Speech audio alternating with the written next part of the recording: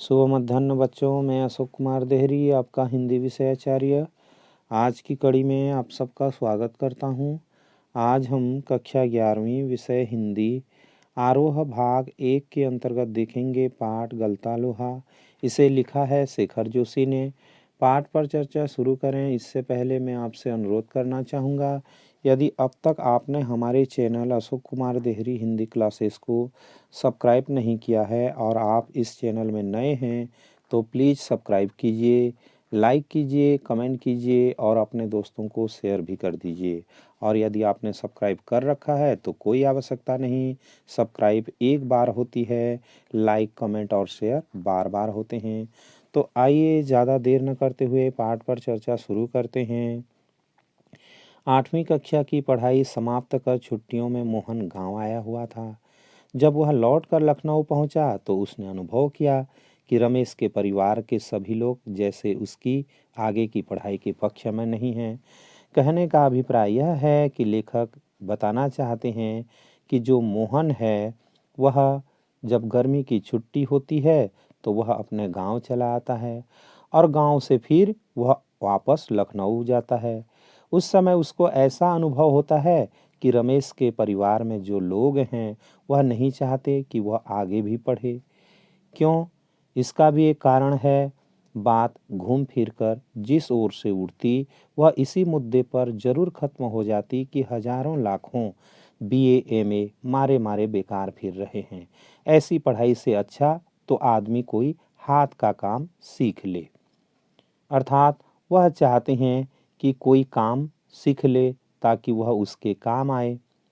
रमेश ने अपने किसी परिचित के प्रभाव से उसे एक तकनीकी स्कूल में भर्ती करा दिया। अंततः ऐसा ही हुआ। रमेश का जो परिचित था उस परिचित के सहयोग से उसने मोहन को तकनीकी स्कूल में भर्ती करा दिया ताकि वह कुछ सीख सके। मोहन की दिनचर्या में कोई विशेष अंतर नहीं आया था। मोहन की दिनचर्या अर्थात दिन भर का जो आचरण होता है वह जैसा का तैसा ही रहा, उसमें कोई अंतर नहीं आया। वह पहले की तरह स्कूल और घरेलू कामकाज में व्यस्त रहता। धीरे धीरे 1.5-2 वर्ष का यह समय भी बीत गया और मोहन अपने पैरों पर खड़ा होने के लिए कारखानों और फैक्ट्रियों के चक्कर लगाने लगा। अर्थात वह नौकरी के लिए इधर उधर फैक्ट्रियों इत्यादि के चक्कर काटने लगा। वंशीधर से जब भी कोई मोहन के विषय में पूछता तो वे उत्साह के साथ उसकी पढ़ाई की बाबत बताने लगते और मन ही मन उनको विश्वास था कि वह एक दिन बड़ा अफसर बनकर लौटेगा।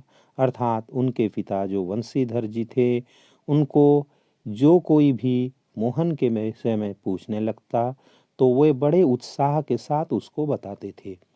और इसके पीछे भी एक कारण है, क्योंकि उनको अपने पुत्र पर विश्वास था। वह एक दिन बड़ा अफसर बनकर लौटेगा।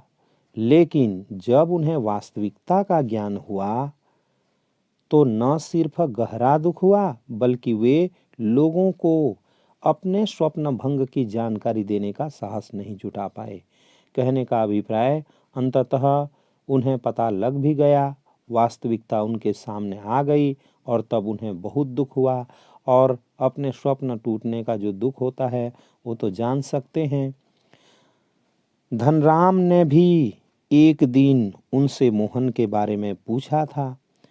घास का एक तिनका तोड़कर दांत खोदते हुए उन्होंने बताया था कि उसकी सेक्रेटेरिएट में नियुक्ति हो गई है, अर्थात सचिवालय में उसकी नियुक्ति हो गई है और शीघ्र ही विभागीय परीक्षाएं देकर वह बड़े पद पर पहुंच जाएगा।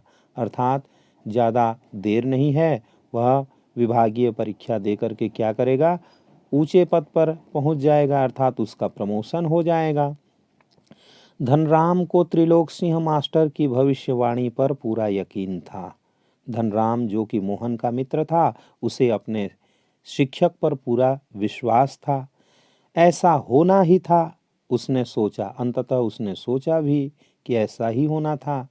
उसको क्या पता दांतों के बीच में तिनका दबाकर असत्य भाषण का दोष न लगने का संतोष लेकर वंशीधर आगे बढ़ गए थे। अर्थात वंशीधर जी चाहते थे कि बेकार ही उन्हें असत्य बोलने का दोष न लगे, इसीलिए धनराम के बातों से संतुष्टि जाहिर की और आगे बढ़ गए। धनराम के शब्द मोहन लला बचपन से ही बड़े बुद्धिमान थे, उन्हें बहुत देर तक कचोटते रहे। धनराम ने यह जो वाक्य उनके सामने में कहे, शायद इस बात से उन्हें कुछ याद आ रहा था या कोई चुभन हो रही थी। त्रिलोक सिंह मास्टर की बातों के साथ बचपन से लेकर अब तक के जीवन के कई प्रसंगों पर मोहन और धनराम बातें करते रहे। अर्थात मोहन और धनराम आपस में बैठे हैं, ये बातें कर रहे हैं और उनके आगे के दिनों के स्मरण को भी ताज़ा कर रहे हैं। धनराम ने मोहन के हसुए के फाल को बेंत से निकालकर भट्टी में तपाया और मन लगाकर उसकी धार गड़ दी। अर्थात जो मोहन ने हसुए लाया था उसकी फाल चढ़ा दी और उसमें बेंत भी निकाल करके भट्टी में तपाया तथा उसकी धार भी लगा दी। गरम लोहे को हवा में ठंडा होने में काफी समय लग गया था। धनराम ने उसे वापस बेंत पहनाकर मोहन को लौटाते हुए जैसे अपनी भूल चूक के लिए माफी मांगी हो। बेचारे पंडित जी को फुर्सत नहीं रहती, लेकिन किसी के हाथ भिजवा देते तो मैं तत्काल बना देता। ऐसा कह करके धनराम ने मोहन से याचना किया। मोहन ने उत्तर में कुछ नहीं कहा, लेकिन हसुए को हाथ में लेकर वह फिर वहीं बैठा रहा, जैसे उसे वापस जाने की कोई जल्दी न रही हो। सामान्य तौर से ब्राह्मण टोले के लोगों का शिल्पकार टोले में उठना बैठना नहीं होता था। किसी कामकाज के सिलसिले में यदि शिल्पकार टोले में आना ही पड़ा तो खड़े खड़े बातचीत निपटा ली जाती थी। अर्थात उस समय जो जाति प्रथा था वह चरम सीमा पर था और ऊंच नीच का जो भेदभाव था वह बना हुआ था। अतः जो शिल्पकार टोले में लोग आते थे तो जो बड़े व्यक्ति होते थे ऐसे ही खड़े खड़े बातचीत करके चले जाते थे। ब्राह्मण टोले के लोगों को बैठने के लिए कहना भी उनकी मर्यादा के विरुद्ध समझा जाता था। अर्थात यह ब्राह्मणों के मर्यादा के विरुद्ध था। पिछले कुछ वर्षों से शहर में जाकर रहने के बावजूद मोहन गांव की इन मान्यताओं से अपरिचित हो ऐसा संभव नहीं था। अतः धनराम मन ही मन उसके व्यवहार से असमंजस में पड़ा था, लेकिन प्रकट में उसने कुछ नहीं कहा और अपना काम करता रहा। लोहे की एक मोटी छड़ को भट्टी में गलाकर धनराम गोलाई में मोड़ने की कोशिश कर रहा था। एक हाथ से सड़सी, सड़सी कहने पर लोहे के दो छड़ों का बना हुआ एक कैंची नुमा औजार होता है।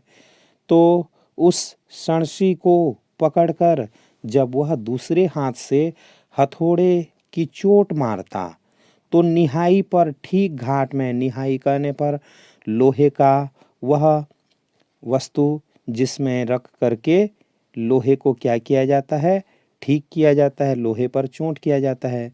तो निहाई पर ठीक घाट में सीरा न फंसने के कारण लोहा उचित ढंग से मुड़ नहीं पा रहा था। मोहन कुछ देर तक उसे काम करते हुए देखता रहा, फिर जैसे अपना संकोच त्याग कर उसने दूसरी पकड़ से लोहे को स्थिर कर लिया और धनराम के हाथ से हथौड़ा लेकर नपी तुली चोट मारते अभ्यस्त हाथों से धौंकनी फूंक कर लोहे को दोबारा भट्टी में गर्म करते और फिर निहाई पर रखकर उसे ठोंकते पीटते सुघड़ गोले का रूप दे डाला। अर्थात इस प्रकार से न चाहते हुए भी मोहन ने उस कार्य को अंजाम दे डाला। मोहन का यह हस्तक्षेप इतनी फुर्ती और आकस्मिक ढंग से हुआ था कि धनराम को चूक का मौका भी नहीं मिला। वह अवाक मोहन की ओर देखता रहा, अर्थात आश्चर्यचकित होकर के मोहन को देखता रहा। उसे मोहन की कारीगरी पर उतना आश्चर्य नहीं हुआ जितना पुरोहित खानदान के एक युवक का इस तरह के काम में उसकी भट्टी पर बैठकर हाथ डालने पर हुआ था। वह संकित दृष्टि से इधर उधर देखने लगा कि कहीं कोई उन्हें देख तो नहीं रहा है। धनराम की संकोच, असमंजस और धर्म संकट की स्थिति से उदासीन मोहन संतुष्ट भाव से अपने लोहे के छल्ले की त्रुटिहीन गोलाई को जांच रहा था। उसने धनराम की ओर अपनी कारीगरी की स्वीकृति पाने की मुद्रा में देखा। उसकी आंखों में एक सर्जक की चमक थी, अर्थात एक सृजन करने वाले की आंखों में जो खुशी होती है जब वह उस वस्तु को पूरी तरह से बना लेता है, ऐसा ही चमक मोहन की आंखों में भी था, जिसमें न स्पर्धा थी और न ही किसी प्रकार की हार जीत का भाव, या कहना चाहिए अहंकार। तो आज के लिए इतना ही। आशा करता हूँ आज का वीडियो आपको ज़रूर अच्छा लगा होगा।